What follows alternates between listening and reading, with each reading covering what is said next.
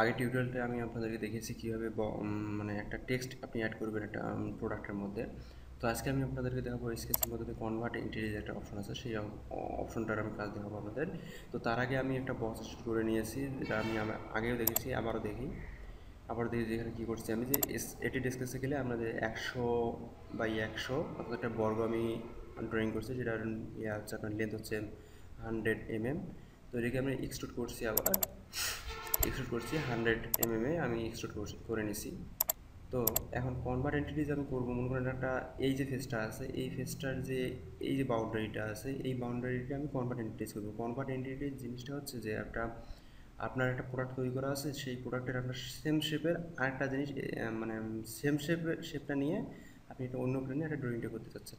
তো এর জন্য আমি একটা প্লেন নিছি, এখানে আমি প্লেনটা নিয়েছি, একটা ডিস্টেন্সের নির্দিষ্ট একটা ডিস্টেন্সে আমি প্লেনটা নিয়েছি। এখন চাচ্ছি আমি এই যে বাউন্ডারিটা আছে, এই বাউন্ডারিটা এই স্কেচের এই প্লেনের মধ্যে আমি ড্রয়িং করতে চাচ্ছি।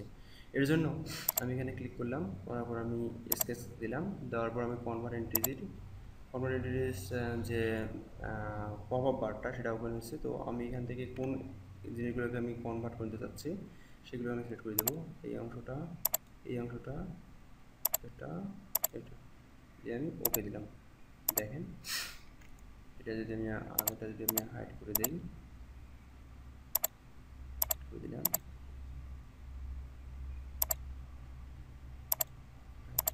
দেখেন যে আমার আগের যে শেপটা ছিল এই প্লেনটার, সেই সেম শেপের আমি একটা এখানে স্কেচ পেয়ে যাচ্ছি। তো আমি চাইলে এই স্কেচটাকে আমি যেটাই করতে এক্সট্রুড করতে চাচ্ছি না কী করতে চাচ্ছি, এই স্কেচটাকে আমি সেইভাবে কন্ট্রোল করতে পারবো। তো কনভার্ট এন্টিটিজ কাজটা হচ্ছে অ্যাকচুয়ালি এইরকম। আগেরটাও শো করলাম সবগুলো,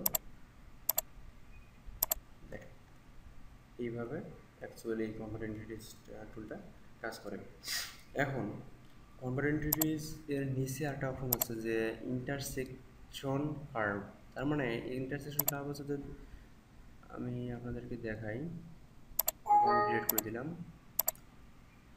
ওকে, আমি কনভার্ট এন্টিটিজের আটটা কাজ আপনাদেরকে দেখাচ্ছি। আমি প্রথমত ফ্রন্ট প্লেনে একটা ড্রয়িং করে নেই। আপনারা এটা আপাতত না বুঝলেও হবে, শুধুমাত্র আমি আপনাদের কীভাবে ইন্টারসেকশন কার্ভটা আসে সেটা আমি বোঝানোর জন্য দুইটা আমি স্কেচ নেব। সেটা হচ্ছে সারফেস এক্সট্রুড করলাম।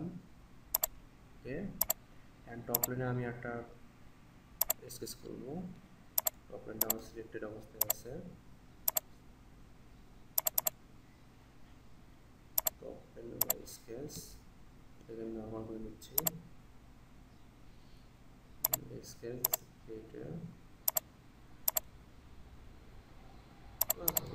হবে, এখান থেকে আমি সারফেস এটাকে আমি এক্সট্রুড করে নিচ্ছি। ইন্টারসেক্টিং কার্ভটা কি জানি? ইন্টারসেক্টিং কার্ভ হচ্ছে যে আমার যে দুইটা যে সারফেস আছে, এই যে একটা সারফেস, এই যে একটা সারফেস, এই যে দুইটা সারফেস আছে, এটা রং দিয়ে আপনাদেরকে বোঝাচ্ছি, কালার দিচ্ছি। আমার এখানে দুইটা সারফেস আছে, একটা হচ্ছে এই দিকে আর একটা হচ্ছে উপরের দিকে। তো এই যে সারফেস দুইটা আছে, দুইটা ইন্টারসেক্ট করছে। তো আমি চাচ্ছি এই যে ইন্টারসেক্ট যে অংশটা করছে, এই অংশটাকে আমি নিতে চাচ্ছি, এই অংশটা হচ্ছে কার্ভ হবে, সেই কার্ভটা আমি নিতে চাচ্ছি। এর জন্য আমি কী করবো, প্রথমত ইন্টারসেক্টিং কার্ভটা আমি সিলেক্ট করলাম। করার পর কোন জিনিসটা, কোন দুইটা প্লেন বা কোন দুইটা জিনিসের আমি কম্পারেন্ট ট্রেস করতে চাচ্ছি সেটাকে আমার দেখে দিতে হবে। তো আমি এই প্লেনটা আর হচ্ছে এই প্লেনটা সিলেক্ট করে দিলাম। ওকে, দেখেন এখানে দেখেন একটা আমার ব্ল্যাক একটা লাইন দেওয়া আছে, তার মানে এই ব্ল্যাক লাইনটা আমার হচ্ছে ডিজায়ার্ড যে আমি ইন্টারসেকশন যে কার্ভস আছে সেটা। ওকে, কারণ আমি আগের সার্ভেতে আমি হাইড করে দিই। দেখেন এই যে এটি হচ্ছে আমার ডিজায়ার্ড যে ইন্টারসেকশন কার্ভ। তো এইভাবে আসলে ইন্টারসেকশন কার্ভটা কাজ করে এবং কনভার্ট এন্টিটি সেমভাবেই কাজ করে।